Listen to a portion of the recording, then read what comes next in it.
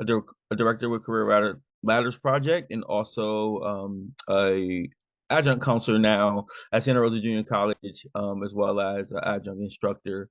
I was full time at EOPS at Santa Rosa Junior College, and transitioned to CLP about a year ago. And Sherry, do you know everybody in the room? I don't know if you want to introduce yourself or reintroduce yourself. Yeah, my bad. I'm Sherry. I'm also director with Career Ladders Project. I've actually been with CLP for almost 10 years now, kind of wild to say, and been supporting equitable counseling, career pathways, dual enrollment, transitions, transfers, all the stuff across the state. And then I just want to make sure we give a nod to Christina, who was pivotal in making sure that these focus groups happen. Unfortunately, she has a sick child that she had to take to urgent care, so she's unable to attend today, but she was really critical in making all this work happen. Absolutely, absolutely. So, yeah, just a quick overview about how we're going to move through our presentation today. I'll give you a overview, look at some of our methods and our methodology, and then Sherry's going to present the findings and open it up for questions, and then recommendations. So, just a general overview of our work today. And so, yeah, just to give you a quick overview and kind of looking through the goals of our partnership here to look at the student journey and really trying to understand the students' perspectives based on some identified groups that we all agreed on probably early in, I don't know, probably last year around this time, Sherry. I think we all kind of talked about what perspectives that we wanted and what groups we wanted to hear from. And so that's where our focus groups ended around adult learners, first generation students, students of color, all on their transfer journey, right? And so what we wanted to understand is how you all at your local institutions and then as a collaborative in general can make meaningful enhancements and transformation to improve the transfer process for students. And so just so you kind of understand the methods, we conducted 5 focus groups that consisted of about 40 students. And our first focus group happened a lot earlier. Lake Tahoe was able to reach out to their students and get, I think we had 5 students in that particular session. And that happened, sometime in like April or May. Then we reached out to some other colleges after some transitions. And so we looked at adult learners, students of color, first generation students. And then we had a kind of 5th focus group that kind of was a catch-all for folks that, students sign up and they can't make it, as well as dates change or whatever have you. And so we did have a 5th focus group that had 7 students in it, but it was a catch-all of any students who fell through the first 4. And that focus group, not to say that it was non-specific, it was non-specific in that it was any student that was adult learner, student of color, first generation. So it was still meeting that criteria. It's just kind of a catch-all, like Byron had said. Yeah. Yep. And so I think in the report we shared the questions, and Sherry shared the report in the email. So I won't bother us with the questions we asked the students, but we did, pass those questions through your leadership here. But just some examples of questions of, when did you develop an interest in transfer? And it was, I mean, I could for sure you share the findings. There was some really, really good stuff there, specifically around the faculty engagement, classroom engagement, and maybe students finding out things through there. But as far as our protocol, we reached out to students based on the list we got from the colleges, and we set up our times and dates with them. And here's a kind of like overview timeline. So thank you, Sherry, for putting me back on track. I was about to jump into the focus groups, but so January through April, we kind of worked with you all to develop the protocol. We did the FERPA training, as well as helping design some of the outreach that would go out to students to communicate from, your IRs or whomever does that marketing reach out with students. And again, we kind of looked at those through the lens of those groups. April, we conducted the Lake Tahoe focus group. We had a bit of a break for some transitions, and then 2024, summer of 2024, we kind of looked back at the protocol again. We couldn't fill those groups earlier in the year, and so what we did was kind of reconvene, reach back out to some of the college leads, and they really were instrumental and helpful in driving students to focus groups. And so in September, we conducted the next 4 focus groups. And just some considerations, always research considerations, right? Focus groups can be some of the, challenges or limitations is geographical location and not being able to have them in person. That always has some impact on the research that we've done. And then technology access. Some students might not be able to, have the resources to reach. So, with just things that we considered as we were kind of building the protocol and understanding the research methodology is that some students might not be able to participate.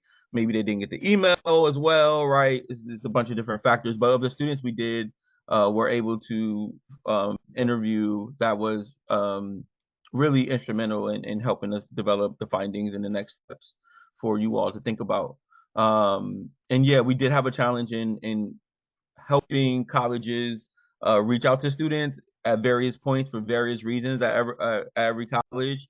And so, working at an institution, I know sometimes gathering data and reaching out to students can be challenging from our end, but ideally CLP did our best to try to get, create a template for folks to reach out to, and as well as creating some guidelines on how to pull the data. So we tried our best to give colleges the support they needed to make it seamless and easy to reach out to students, but that was one of the challenges that popped up, that always kind of pop up as well.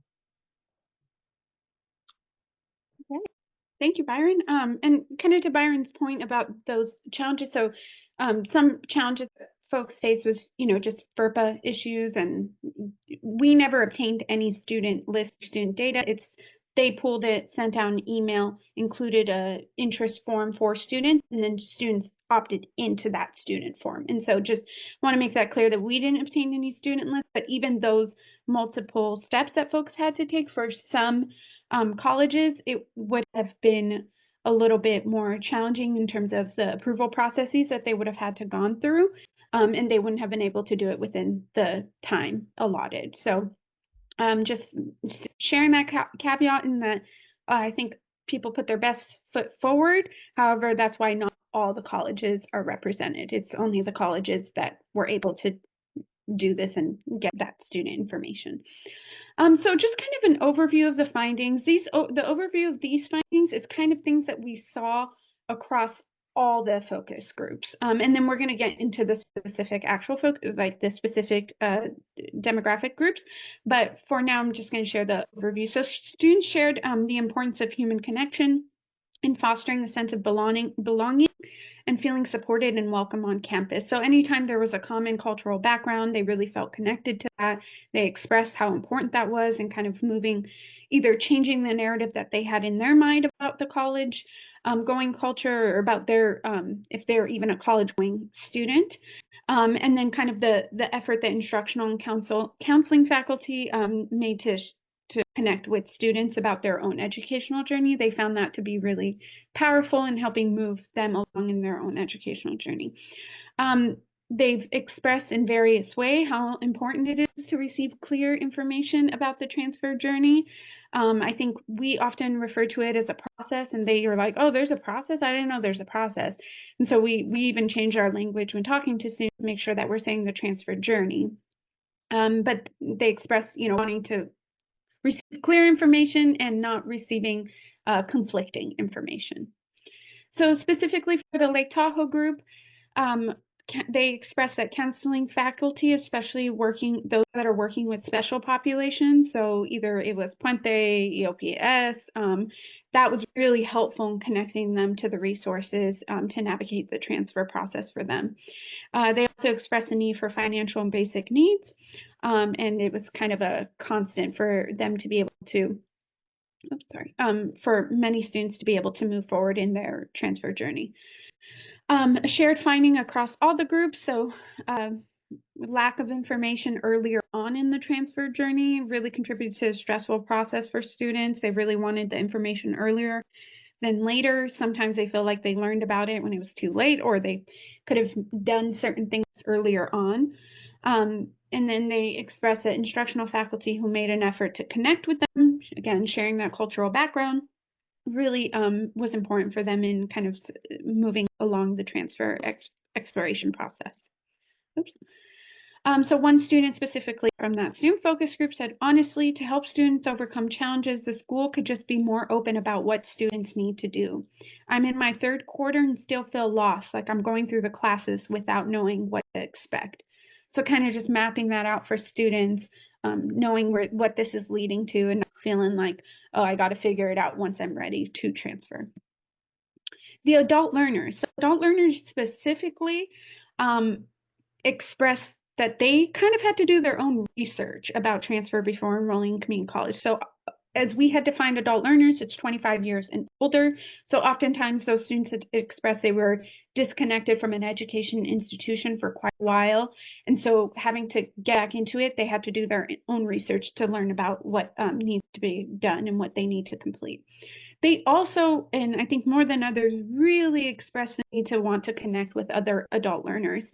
I remember a student mentioning that she oftentimes in her classes felt like the mom, or when they would do group projects, she felt like so much older than everybody. And it would be great if they had some sort of space where they could connect with one another so they don't feel so out of the college culture. And again, as across all the groups, that importance for that cultural connection in really developing a sense of belonging for those students. So a student from the adult learner group said, connecting with those further along could help. Adults face unique hurdles in the process. So just kind of echoing that their, I think, experience is a little bit different than maybe a student that is coming straight out of high school. And so wanting to be able to connect with folks that are having similar experience.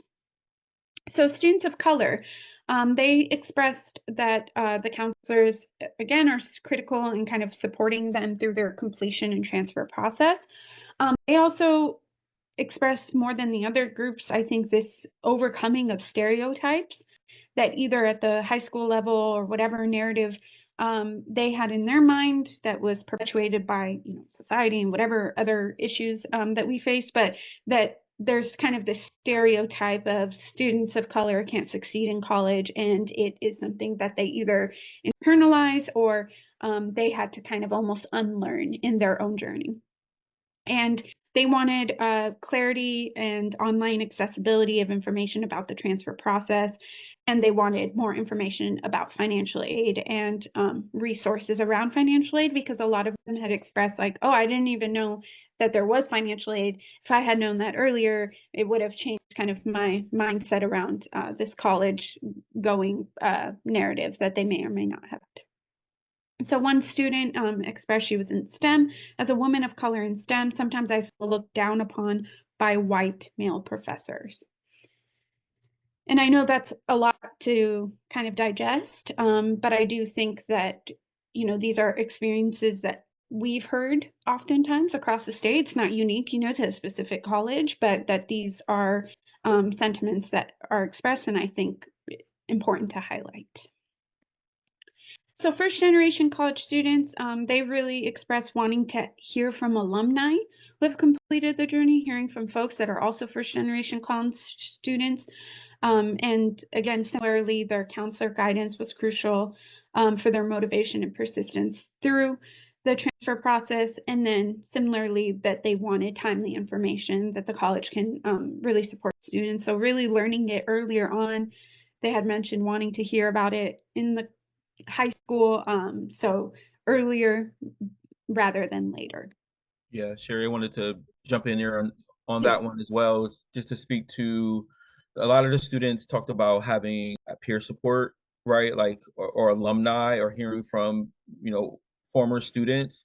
And then also, just as I was listening to some of the students, just from a counseling standpoint, that like just doing it in one semester isn't enough, right? It has to be kind of repeated. And that students want that information as their lives are changing, right? Not only their, their personal lives, but their academic journey, right? Your year one is different from your year two. And so hearing about the transfer journey in each of those semesters, and not, whether it's one class that you take or you heard about that one session you went to, but students really wanted to hear from their peers, but at different points in their journey. Yeah, thank you, Byron. Mm-hmm. So this student had said, I'm thankful to have like, and I'll drop the likes just for the sake of reading this, but I'm thankful to have a counselor who's very experienced with first generation students. I think she was a first generation student herself. A really big thing was she made it feel comfortable to build a personal connection when I was on campus, when I'd see her regularly. And so I think during the meetings that we had, she already had a feel for what I prioritize and what's important to me and what my budget is. So again, just kind of reiterating the importance of the counselor connection and kind of to Byron's point, the consistency. Sometimes we have to hear things 10 times before it really sticks. So general, non-specific, and again, all these students still met the criteria of the ones that either adult learner, first generation student of color. We also had allotted a space for men of color. For whatever reason, we didn't have even though students had RSVP'd to that and showed interest in that one, we didn't have students actually show up at that Zoom. So we emailed all those students and opened this one up for them. So we let them know, oh, this is coming on Friday. You can still attend this. So this could have included men of color, students of color, first generation, and adult learners. And these students, and similarly to what we've expressed, that cultural connection with counselors, sharing that cultural identity, sharing the language identity, the first generation, the student of color identity, all of those things were really important for students. Similarly, they felt that the transfer process was introduced too late. And to Byron's point about kind of the early and continual communication about the transfer process, so not kind of a one and done. And the connection to other students and alumni, they're really, I think, eager to be able to build community with their peers and understand what other folks have been through, whether it's alumni from that college or folks that are going to the institution that they would like to transfer to. So students said it would be super helpful if students or graduates who already did the transfer process would have assemblies or meetings with people who are thinking of transferring or are in the process to help guide us. We could connect more and ask them questions about their experience. So before we get into CLP's recommendations, I just want to pause and open it up for questions about the findings or the process or anything else. I'm just curious when you talked about, first of all, thank you. This was super helpful. I'm excited to kind of see the fruits of all that labor. I'm curious when you talk about, they want to see clear delineation of the transfer process. Do you have a sense of what that means? Like, does that mean you're going to have to apply, and if you're doing UCs, here's the dates you want to apply, and you're going to need these transcripts, and you're going to want to have a personal letter, so you could start that here. Like, what does that look like? And is there anything that you know of that exists now that could be disseminated or made more widely available? Yeah, so what they had expressed, yeah, exactly to your point. They're like there's so many requirements and it varies per institution. And I know it'd be difficult for, a counselor or whatnot to tell them like, every requirement for every single institution, but at least having a general sense of like the UCs require this, CSU require this, or if we have they had expressed like there's certain UCs that are within our geographic location, but what if I don't want to go to that? What if I want to go to UCLA? It would be great to hear more information about UCLA or have folks from UCLA come in and speak to us. So they expressed kind of wanting to be able to differentiate those things. And then in our recommendations that we'll get into, just visuals. They wanted more visuals, either YouTube videos, visual representations. A lot of them said that like websites have just walls of text that they have to go through, and it is really challenging for them to navigate through all of that. You know how many clicks you have to get through to get a clear answer. So, they had suggested different modalities of like YouTube videos that break it down, or just like picture videos or something, or picture maps or whatnot. So yeah, that was what they expressed. And then Byron, I don't know if you have anything to add to Yeah, I think to answer your question, even in an affirmative too, the students that did express they had a good experience through the transfer process had a counselor that they relied on. So like that one-on-one counselor to walk them through, and that continuity of counselors, right? Of I wasn't getting a different counselor every time Yeah. to explain the experience, but I had my person. So, I think the students that were connected to special programs that supported them through the transfer process.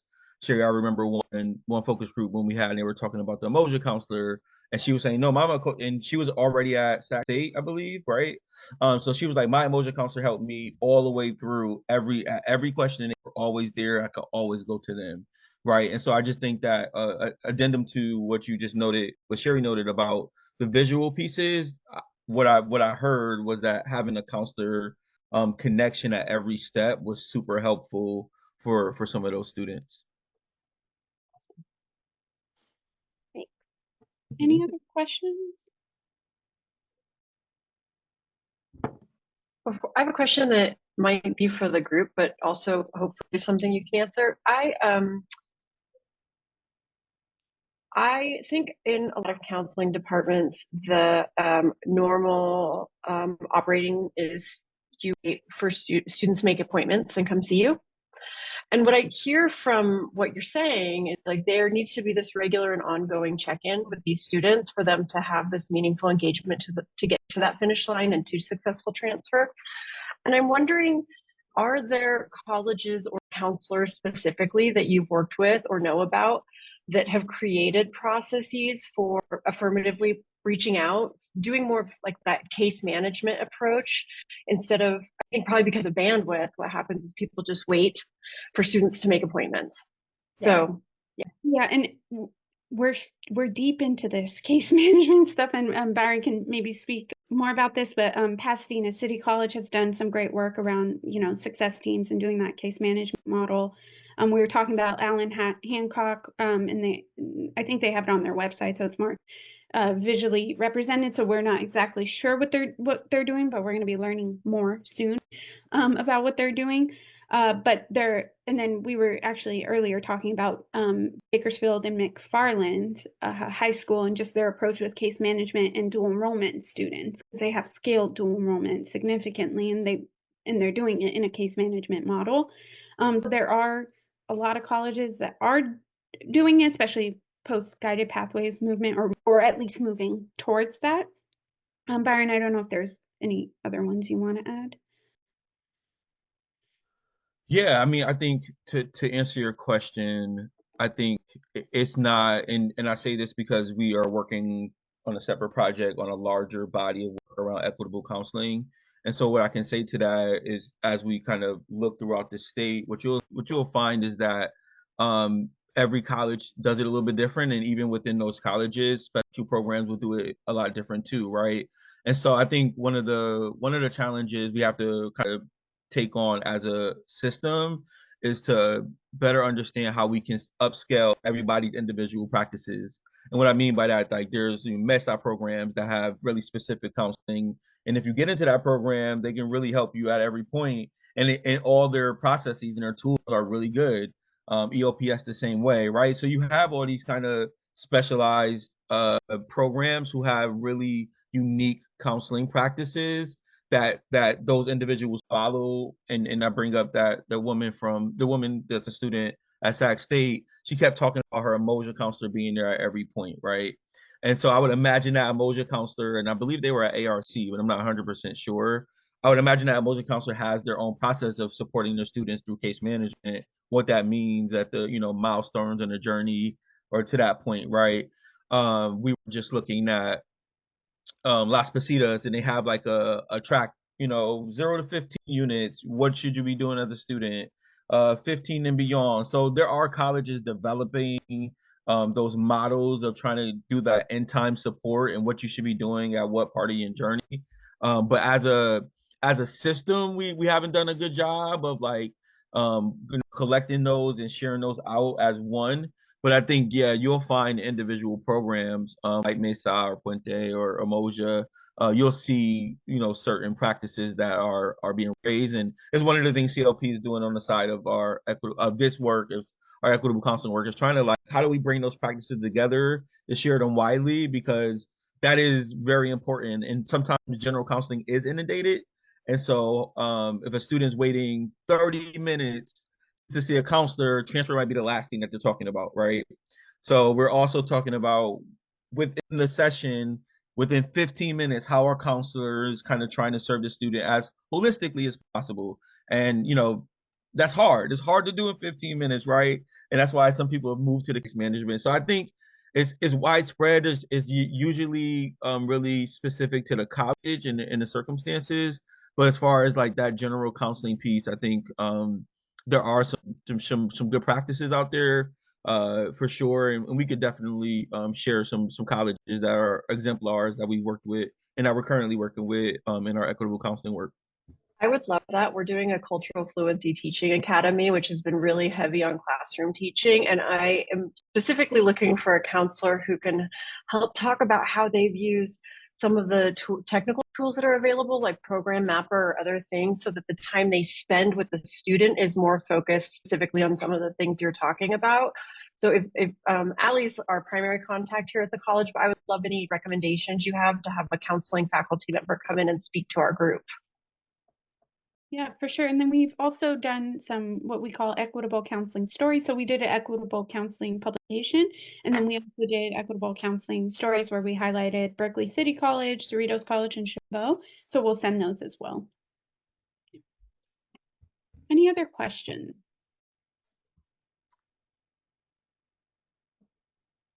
Awesome. Cool.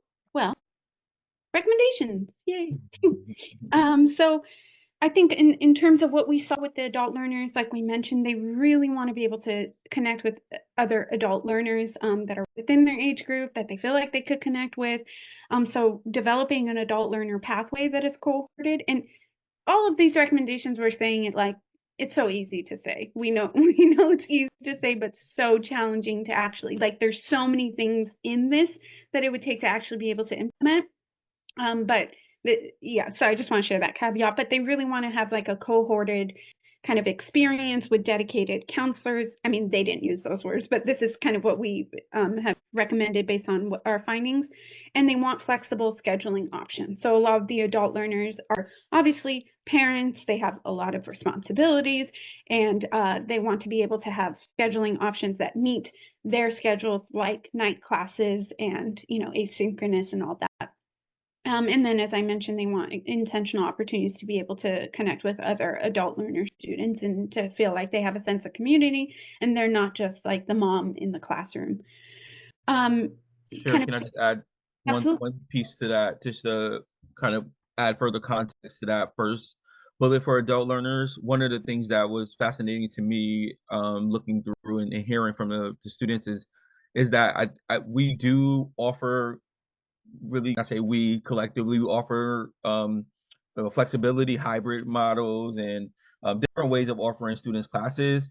But the support like services is not so flexible, right? So just hearing from them saying like when they have access to a particular thing, I think that usually came within the classroom time that they were there. But if they're hybrid or right, if they can't get to campus, they might not see the communications or the promotions, or if they're not as connected, right? And so that's one thing to think through with the adult learner students as well, is that sometimes having something on campus doesn't make it more equitable for them, especially because we're usually probably having that between 9 and 5, right?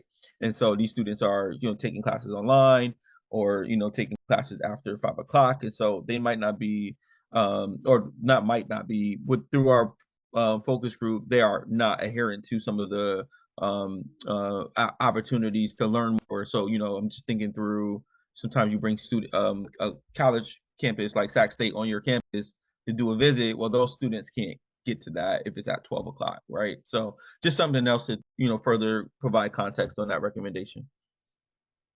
Thank you, Byron. So again, kind of to the point of wanting some visual representations, having to navigate through a lot of text, they want some sort of hub where it has interactive components, videos, visual representations of the transfer steps, processes, and the application requirements, and kind of broken down, differentiated between the different like institutions, whether it's UC, CSU, private institutions. And I think students really I think for these components, especially if it's like a YouTube video or whatnot, they want to hear from other students. So I think in addition to this recommendation is, enlisting student ambassadors, alumni to support you all in this process, paying them for, the work and all that, but they could be part of the process of developing some of these tools. And then again, we just talked about implement a case management model for counselors at community colleges with a warm handoff to the transfer institutions. So any Umoja Puente, UPNS, any one that was part of those special programs really kind of highlighted the importance of that. And then as we have seen across the state, when there's that case management model and it's provided at scale, it provides counselors with that opportunity to actually do counseling and not just do ed plans, and really gives them that space to not just, like we say when we talk about this work, to do that transformative work instead of it just being some transactional where you only have 15 minutes to check off these boxes and then keep it pushing. Students also, again, wanting that network to be able to connect with other students. So holding networking events, a couple of students mentioned that they had attended networking events and how cool those were. So doing a networking event with ice cream, doing a networking event with some sort of food or something that where they could bring people together, build their social network.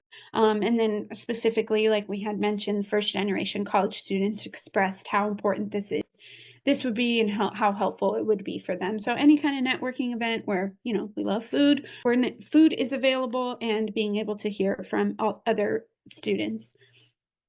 And then considering professional development, hiring, and assignments such that students have opportunities to engage with counselors and faculty who believe in and support their educational success and or share similar cultural backgrounds and experiences.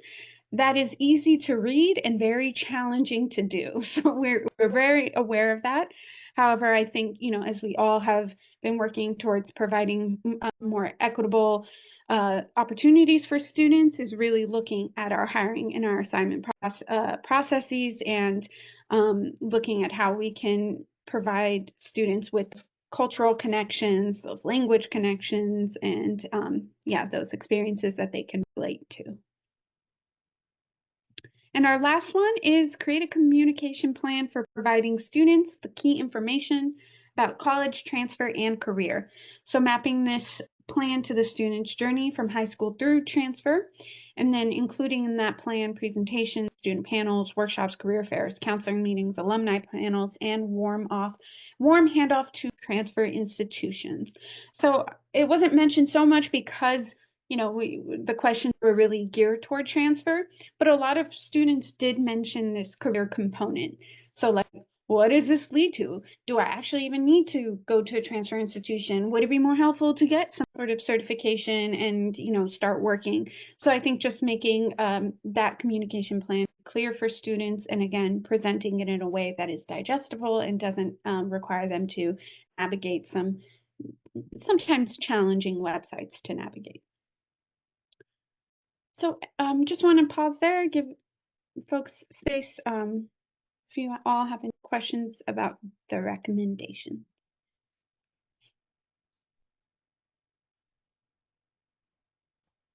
This is only, so it's sort of related. Again, sort of related, I'm good at that.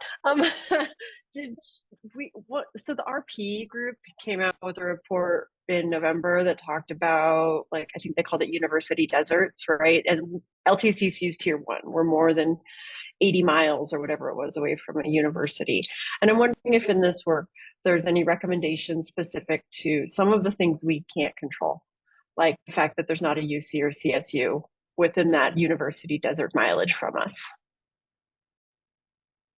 Yeah, I mean, I think when you're able to provide, we have all these online tools. And so being able, to tap into UCLA and USC, they don't have to necessarily come up to you. Students don't have to necessarily go to them. I know obviously they have resources on their website, but if a student isn't even thinking about that, right? Like we don't know what we don't know.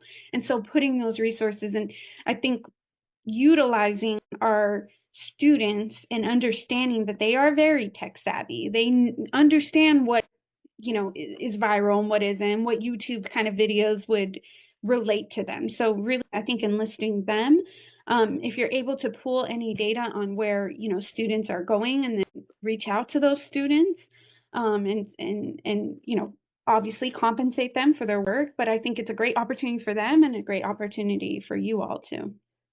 Yeah. I think we had a student who, Sherry, I think that first one, she was living in Reno, if I believe, right? Yeah. And so you know, also just providing some information on like if I am furthest from a particular college that I'm interested in, like do they have online programs that I could be interested in that align with my career goals, right?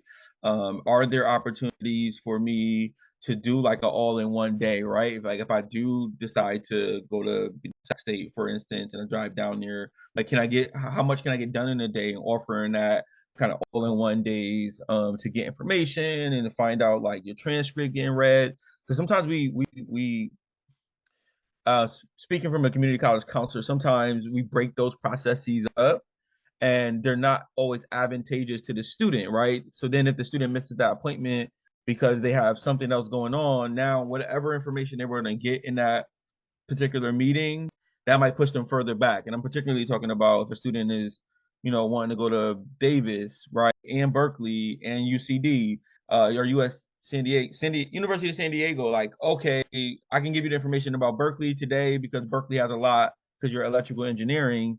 Let's come back and talk about, you know, Davis or San Diego. And if they miss that next meeting, now we've thrown everything off. So I do think there's opportunities that we can kind of think about how do we kind of accelerate a counseling appointment along with some other support resources, and get students to fully understand their, you know, their transfer options, the time, like a comprehensive ed plan that they could take with them. Those just might be opportunities that, yeah, if you are further away, not only use technology, because we tend to just say let's use technology, but also saying how can we do things on campus that can be somewhat convenient.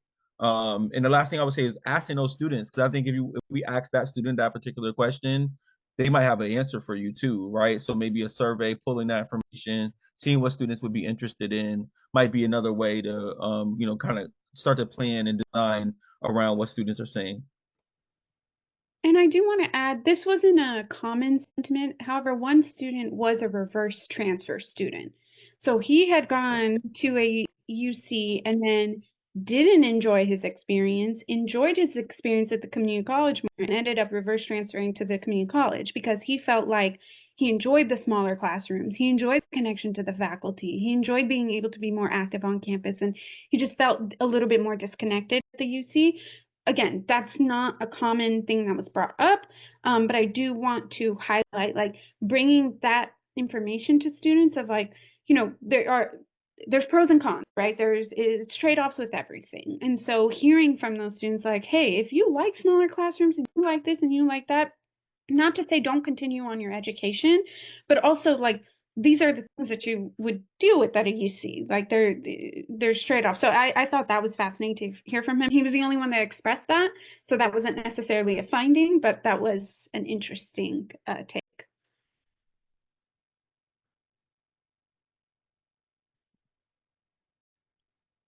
Can I jump in really quickly? So a quick thank you. This has been like really interesting, really informative. I was glad that we got some Sierra students in there. I know we were kind of stragglers in the process, but some of the recommendations are things that we already have in place. So I'm wondering if you have any additional insights that maybe weren't in the report that might be helpful. So like we do have counselors set up by caseloads. Our counseling department is separate from our career and transfer center. So we don't have counselors in our career and transfer center. It's run by a manager and classified professionals. And then we also have a college point of contact in like a support specialist type of role that helps.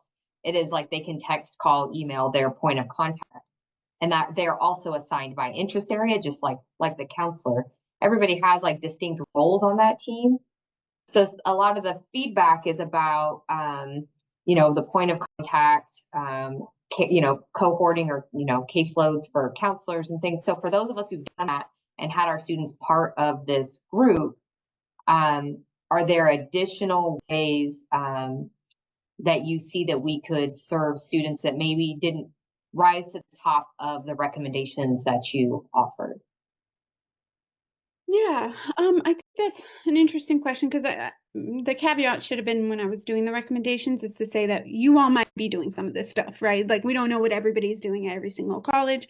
I think it's more of making sure and again, not to say that you all aren't doing this, but how do we get this information to students multiple times in various modalities, right? And so how do we, and then how do we beyond, just the counselor, like how do we look at instructional faculty to be able to also reiterate this information? So counseling faculty, yeah, we know that they're providing this information to students, but oftentimes the instructional faculty students express in the classroom, I heard it from this, professor, and that really kind of changed where I saw myself going, because sometimes students connect with their professors more, or they may have a certain connection with a professor in STEM or whatever it may be. So I think identifying, like, not just making this a counselor's responsibility, making this kind of, everybody's responsibility, which is, I know, I say that and I know how difficult that can be. Doing the multiple modalities, and then that network of their peers. I think that's where we're just hearing over and over again. And I mean, we've done so many focus groups, and regardless of what the topic is on, students constantly express this need for community. And they're constantly saying, like, this is a community college, but I don't feel a sense of community. And that's not the fault of the college. I think it's just the way of our students' lives, where they have jobs and they kind of come and they take a class and then they got to go. But they're like, if there's ways that we could create a greater sense of community, I think that's always helpful. And again, not to say that you all aren't doing that, but these are the things that kind of rose to the top. Yeah. I will also add, we're in our other work, we're looking at counseling practices. So just because like we have the system and the setup, it doesn't mean that students are actually getting the work or the conversations are being had that are needed to be formative too, right? And so like what's happening in that counseling meeting, right? What's there? How are counselors ensuring that they're hitting the pieces that the student needs and building that relationship with the student? And that's what Sherry kind of alluded to earlier, is that we're finding that even, and this is also represented in RP's work about the tipping point. No, tipping point? Is it tipping point? Transfer gate, transfer. I forget what it's called, but they have a whole. I just talked to Darla Cooper. We're working with her. I literally just talked to her 2 days ago. But one of the conversations we were having was that it's like the systems are set up, like people have set up guided pathway teams and cohorted their students, and they're doing that. But then something's happening in the one-on-one space that's not carrying over into post counselor meeting. That's where we talk about student success coaches, or navigators, or whomever that may be. And again, Sherry's point about like having that kind of alumni or that extra student connection to a peer. So I do think that one, and some of the work as counselors, like we have to improve our practices, like according to who's in front of us, be more relational. And then especially like if you think about adult students, right? Like they're probably not getting sometimes the best counseling if it's after hours, or sometimes our own biases prevent us from saying, hey, instead of doing this certificate, you can get a degree and then you can transfer, right? So what conversations are we having? And we presented at the CCC AOE conference, right, which is career technical, and like how can we start to build infrastructure that we're having conversations about like the bigger picture with students and not just kind of what your next semester is. And so it just might be a good time to start to examine our practices and shape those up and make sure all counselors are having those conversations, getting the training that they need and addressing their biases. We hear from our foster youth students all the time. They see counselors. I mean, there's next up programs, but for some reason something's happening after that, right? And so like, how do we examine our practices to improve them, as well as also thinking about what else is happening, like Sherry noted, in the college that's representing, oh, my counselor told me that. Now I'm contextualizing it with my math instruction. Now I'm interested in math, or I'm now interested in computer science, right? Because my instructor is saying that person's in the field, and here's what we're seeing in the field. So I think also, we try to do career days, but if you think about like what's beyond that, right? What's beyond like handing a resume? There is and we heard from one of the students who I think was Sherry's favorite student. I'm just playing, but like he really talked about his instructor playing a pivotal role in influencing his career decisions. Right? He was really like I heard from him, I see what he does, I really want to do that, right? So I think there's some because of the counselor student ratio, there is some value in where am I seeing this represented in other places in the college. And we understand that the policies aren't always aligned with our actual practice. So like, you know, when you have counselors that need to check off the ed plan requirements, and we were even talking about a college, which we will, it will be remain unnamed.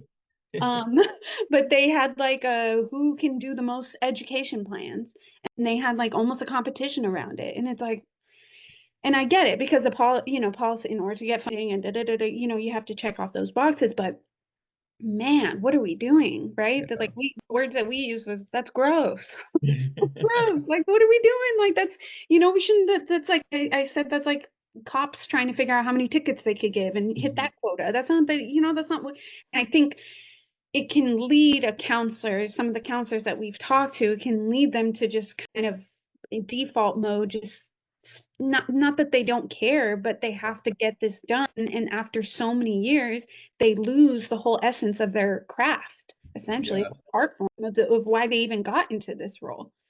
Yeah, Sherry, and just one more point on that.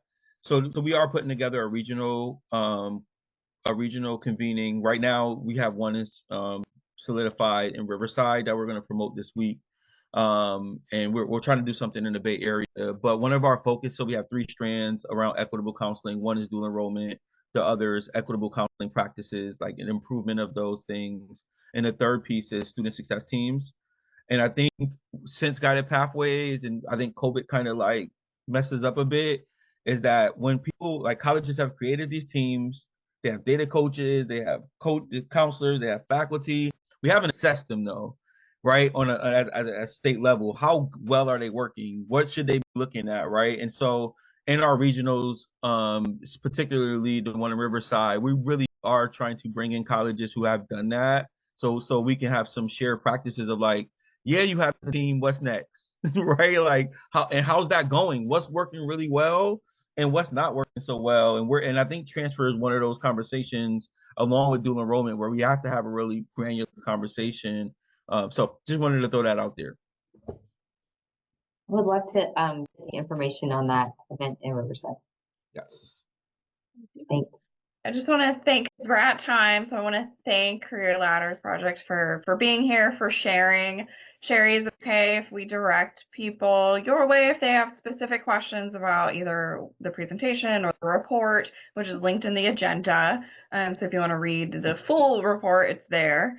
And then there is a question in the chat that from Laura that I'm not sure if either one of you want to address.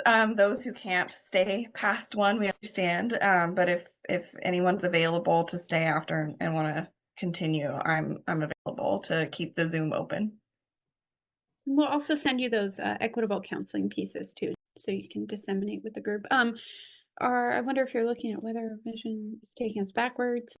Just on your comment about how counselors were for so long forced to track that information for every student, and like we moved away from that when we merged those 3 financial programs under the equity plan, and now we've got vision aligned reporting, which like almost seems like it's going backwards in terms of tracking exactly the service provided to individual students. And so anyway, your comments made me think about that.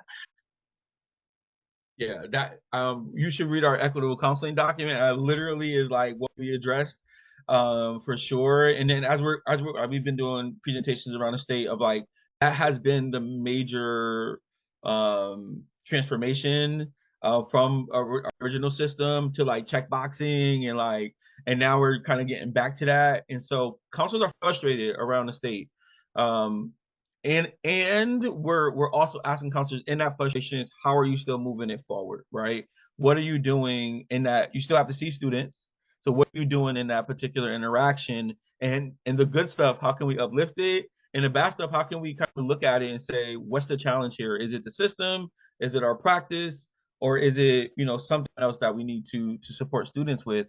So you're right. And literally that publication is kind of designed around how we kind of moved from like tracking and like that weird way that we lost the essence of what really means to be a counselor not to pump out evidence, but to create those relationships so students can find us when they need us and also rely on us for their on their journey. So we are working on it at CLP and our other projects.